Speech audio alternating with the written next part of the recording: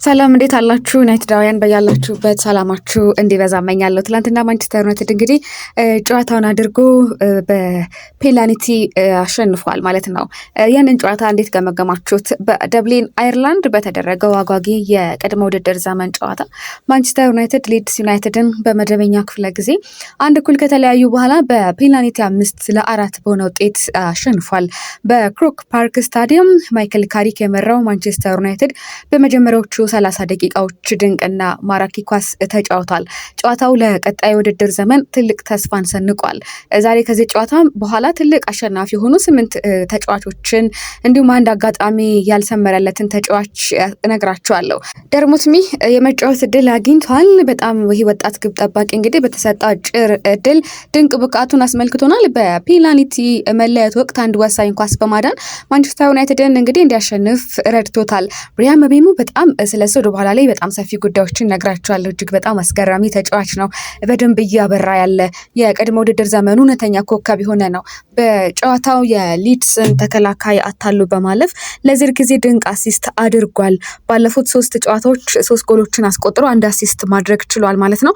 ጆሹዋ ዚርክዜ ሆላንዳዊ አጥቂ ከብሪያን ምቤሞ የተቀበለውን ኳስ በሚያምር ሁኔታ ወደ ጎልነት ቀይሮታል። ይህ ብቃቱ ለቀጣዩ ውድድር ዘመን በዩናይትድ ቤት ሊኖረው የሚችለውን ቦታ የሚያሳይ ነበር። ሃሪ ማስ አንድሬ ሳንቶስ እንደዚሁ ቆንጆ ብቃት ያሳዩ ናቸው። አንድሬ ሳንቶስ በ48 ሚሊዮን ፓውንድ ዩናይትድን ተቀላቀለ። ታዲያ መሃል ሜዳዋን ሙሉ በሙሉ በመቆጣጠር የማይክል ካሪክ የቋሚ ስብስብ ዋና አካል መሆኑን እንደዚሁ ያረጋገጠበት ጨዋታ ነበር ማለት ይቻላል። እናንተ እንዴት ተመለከታችሁት? በተለይ የብሪያን ምቤሞን ጉዳይ በሰፊው እናንሳ። በቃ በጣም ደስ የሚል አጫወት ብሪያን ምቤሞ በደብሊን ክሮክ ፓርክ በካሪክ ስር የሚያሳየውን ድንቅ የቅድመ ውድድር ዘመን ፎርም ማለት ነው በመቀጠል የማንቸስተር ዩናይትድ አጥቂ መስመር ላይ እንደገና ቡድኑን መርቷል። ዩናይትድ እንግዲህ ትላንት ማታ በፔናልቲ 5-4 ቢያሸንፍም ይህ ውጤት ግን የማንቸስተር ዩናይትድ ሙሉ ብቃትን አይገልጸውም። ምክንያቱም ቡድኑ ሌላ ድንቅ አቀራረብ ያሳየበት ጨዋታ ነበር። በዚህ ማሸነፍ ውስጥ ብሪያን ምቤሞ በሜዳ ላይ ከነበሩ ተጫዋቾች ሁሉ ምርጡ የነበረ ሲሆን በ9 ቁጥር ቦታ ላይም ደምቆ ከጆሹዋ ዚርክዜ ጋር በጥሩ ሁኔታ ተጣምሯል። ምቤሞ ዩናይትድ በመደበኛ የጨዋታ ክፍለ ጊዜ ላስቆጠራት ጎል አመቻችቶ ያቀበለ ሲሆን ራሱም እንግዲህ ቋሚውን መታ ተመልሳ ወጣችበት ኳስን ጨምሮ ጥቂት ጎሎችን ማስቆጠር ይችል ነበር። ዩናይትድ ባለፈው ክረምት በምቤሞ ላይ 65 ሚሊዮን ፓውንድ ያወጣ ሲሆን ይህም የዘንድሮን የዝውውር ገበያ ዋጋ ስናይ በጣም ርካሽ ግዢ ያደርጓል። አሁንም ሁለተኛ ውድድር ዘመኑ ድንቅ እንደሚሆን ማሳያዎች አሉ። ደጋፊዎች እንግዲህ በቅድመ ውድድር ዘመን በጣም እንደተደሰቱ በተለይ ብሪያን ምቤሞ እያሳየ በሚገኘው ብቃት ደስተኞች እንደሆኑ እየገለጹ ይገኛሉ። ሌላኛው ደግሞ በጣም ጨዋታው ተጠባቂ እንደሆነ ያደረገው ጉዳይ ማንቸስተር ዩናይትድ እንግዲህ የእሱ የኛ ተጫዋች ነው ሲል የገለጸበትን ማይክል ካሪክ ስለ ማርከስ ራሽፎርድ የተናገረውን ነው። ማርከስ ራሽፎርድ ከዓለም ዋንጫ እረፍቱ በኋላ በሪፐብሊክ ኦፍ አየርላንድ ከሚገኘው የማንቸስተር ዩናይትድ ስብስብ ጋር ተቀላቅሏል። ታዲያ ከጨዋታው መጠናቀቅ በኋላ ማይክል ካሪክ ማርከስ ራሽፎርድ ወደ ማንቸስተር ዩናይትድ ከተመለሰ ወዲህ በጣም በጥሩ መንፈስ ውስጥ ይገኛል ሲል ተናግሯል። ስለ አጥቂው የወደፊት እጣ ፈንታ ሲጠየቅም እሱ የኛ ተጫዋች ነው ሲል አጽንኦት ሰጥቷል። ራሽፎርድ ከዓለም ዋንጫ እረፍቱ በኋላ ዩናይትድን ተቀላቅሏል። አጥቂው ባለፈው ውድድር ዘመን በውሰት በባርሴሎና ያሳለፈ ቢሆንም የካታሎኑ ክለብ በ26 ሚሊዮን ፓውንድ ውሉን የማጽናት አማራጭ የመጠቀም ፍላጎት አልነበረውም። የ28 ዓመቱ ተጫዋች ረቡዕ ዕለት ከሊድስ ጋር ለተደረገው የወዳጅነት ጨዋታ በዩናይትድ ስብስብ ውስጥ ያልተካተተ ቢሆንም ከታህሳስ 2024 ወዲህ ለመጀመሪያ ጊዜ በቀይ ማሊያ በዚህ ሳምንት መጨረሻ ሊታይ ይችላል። እንግዲህ ካሪክም በዚህ ላይ ራሽፎርድ የኛ ተጫዋች ነው ሲል የተናገረው እንዳልኳችሁ ከታህሳስ 24 ወዲህ ለመጀመሪያ ጊዜ ነው በትላንትናው ዕለት በተጠባባቂ ወይም ደግሞ ከቲሙ ስብስብ ጋር የነበረው። ዩናይትድ የመጨረሻ የክረምት የቅድመ ውድድር ዘመን ጨዋታውን በፖላንድ ከኤሲ ሚላን ጋር ያደርጋል። ራሽፎርድ በጨዋታው ላይ ለመሰለፍ እንግዲህ እጩ ተጫዋች ነው። ካሪክ ባለፈው ውድድር ዘመን ስለ ተጫዋቹ የወደፊት እጣ ፈንታ በተጠየቀበት ወቅት ራሽፎርድ እንግዲህ የመመለስ ድሉ ክፍት እንደሆነ ገልጾ ነበር።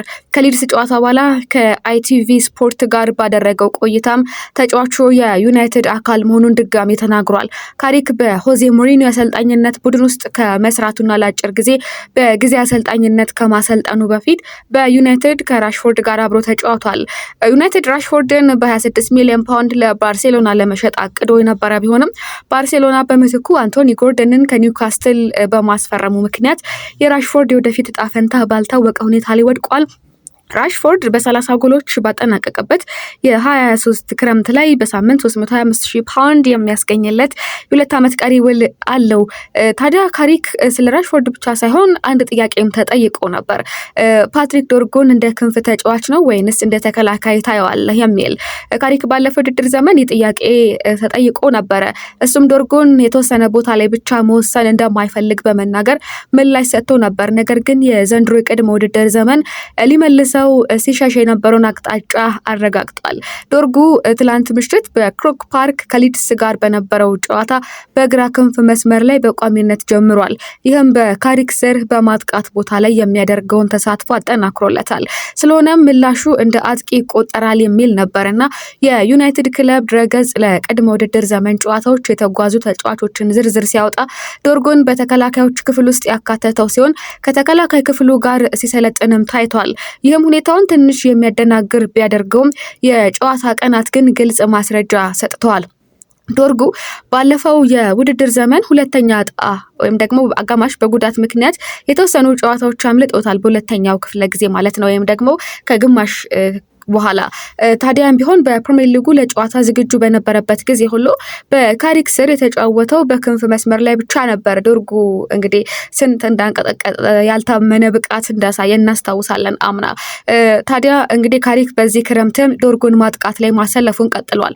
ይህም የቋሚ ቦታ ማረጋገጫ ይመስላል። ነገር ግን የሚያስገርመው ከሊድስ ጋር በነበረው ጨዋታ በደብሊን እንደ ግራ ተከላካይ አብልጦ መታየቱ ነው። ብራያን ምቤሞ ለጆሹዋ ዘርክዜ የመክፈቻ ጎል ቻቸው ኳስ ድንቅ ነበርና የሊድስን ሜዳ ኩሌታ ያህል በሩጫ አቋርጦ ነበር። ነገር ግን ከጀርባ ተረጋግቶ ምቤሞን በክንፍ በኩል እንዲገሰግስ የለቀቀው ማን ነው? ዶርጉ ነበር። ከሊድስ ማጥቃት በኋላ ፓትሪክ ዶርጉ ራሱን በግራ ተከላካይ ቦታ ላይ ያገኘው። በሶስት ነጭ ማሊያ ያለበሱ ተጫዋቾች ጫና ቢደረግበትም ቀና ብሎ ማየትና በክንፉ መስመር አቅራቢያ የነበረውን ምቤሞን ማግኘት ችሏል። ይህንን በደንብ አስተውላችሁ ከሆነ ማለት ነው። ዶርጉ በመጀመሪያው አጋማሽ እንግዲህ በጣም የአትሌቲክስ ብቃቱን በመጠቀም ከጃይደን ቦግል በመራቅ ተስፋ ሰጪ የማጥቃት ቦታዎች ውስጥ ገብቶ ነበር። ነገር ግን የመጨረሻዎቹ ኳሶች የሚፈልጉትን ያክል አልነበሩም። እያንዳንዱ ያሻገራቸው ኳሶች በቀላሉ የተያዙ ወይም የተመለሱ ነበሩ። የ21 ዓመቱ ተጫዋች የበለጠ ውጤታማ የክንፍ ተጫዋች ለመሆን የመጨረሻ ኳሶችን ማሻሻል ይኖርበታል። ስለዚህ ባለው ሁኔታ ማርከስ ራሽፎርድ የዝውውር መስኮቱ ሲዘጋ በዩናይትድ የሚቆይ ከሆነ በግራ ክንፍ ቦታ ከሱ ቀድሞ የመሰለፍ ሙሉ እምነት ይኖረዋል። ሆኖም ዶርጉ ጠንካራ ተጫዋች ነው። ባለፈው ውድድር ዘመን ካሪንግተን ውስጥ ከልምምድ በኋላ ከአሰልጣኞች ጋር ተጨማሪ ልምምዶችን በማድረግ ራሱን ለማሻሻል ይሰራ ነበር። እንደዚህ አይነት እንግዲህ አስተዋጽኦ ነው በክንፍ ተጫዋችነቱ የበለጠ እንዲሻሻል የሚገፋፋው። ሁሉም ተጫዋቾች ሙያውን ለማሻሻል እንግዲህ በደንብ ይጋደላል ብለው ያስባሉ። የማንቸስተር ኢቭኒንግ ኒውስ ባለፈው ውድድር ዘመን የመጨረሻ ቀን ብራይተንን ካሸነፉ በኋላ በክንፍ ተጫዋችነት ጀምሮ ጎል ባስቆጠረበት ጨዋታ ከዶርጉ ጋር ተነጋግሮ የነበረ ሲሆን የትኛውን ቦታ መጫወት እንደሚመርጥ ተጠይቆ ነበር። ፓትሪክ ዶርጉ አሰልጣኙን መጠየቅ አለብኝ አላውቅም ሲል ነው ምላሽ የሰጠው። በወቅቱ በዚያ ቦታ ገና ብዙ የመማረው ነገር አለኝ ነበር ያለውና እንግዲህ ትላንት በመጀመሪያው አጋማሽ ጥቂት ኳሶችን ጥያለው፣ ስለዚህ አሁንም መሻሻል አለብኝ ብሏል። ነገር ግን በእርግጥም ወደ ጎሉ ቀረብ ብዬ ስለምጫወት ይላል ዶርጉ ለእድሎች የሚሆኑ ቦታዎች ውስጥ መግባት እችላለሁ ብሎ ያምናል።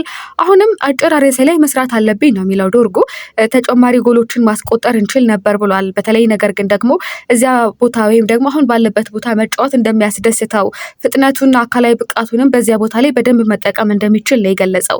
ዶርጉ ከካሪክ ጋር እንግዲህ ረጅም ጊዜ ወደፊት ቦታው የት እንደሆነ ውይይት ካላደረገ እንኳን የዩናይትድ አሰልጣኝ እሱን በማጥቃት ቦታ ላይ ማሰለፉን በመቀጠሉ የት እንደሚያደርገው ቀድሞ ማወቅ አለበት።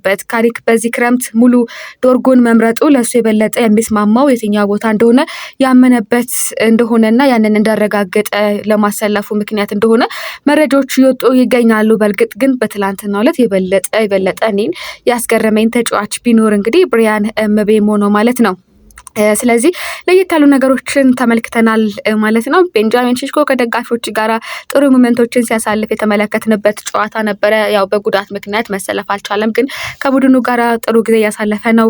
ካሪክ ስለ ማርከስ ራሽፎርድ፣ ማርቲኔዝ እና ኮቢ ማይኑ ሙሉ በሙሉ ዝግጁ እንዳይደሉ ገልጸዋል። ምናልባት ለቀዳሚው ጨዋታ ይደርሳሉ የሚል ፍንጭ ሰጥቷል። በርካቶች ምናልባትም ራሽፎርድ በትላንትናው በነበረው ጨዋታ ለማየት ጓግተው ነበር ይገባል ላይገባ የሚለው ጉዳይ ግን ደግሞ ቅዳሜ ከኤሲ ሚላን ጋር ያውም ደግሞ የቀድሞ አሰልጣኛቸው እንዲወጡ ምክንያት የሆነ አሰልጣኛቸው በሚመራው ቲም ጋር ይፋለማሉ ተብሎ ይጠበቃል። የቅዳሜው ጨዋታ እና የመጨረሻው ፕሬሲዝን ማጠናቀቂያ ስለሆነ ተጠባቂ ያደርገዋል ማለት ነው። የተወደዳችሁ የቻናሌ ቤተሰቦች ሀሳባችሁን ጨምሩበት። ትላንትና ምን ታዘባችሁ? በክለባችን ብቃት ወደፊቱን ለማየት አልጓጓችሁም?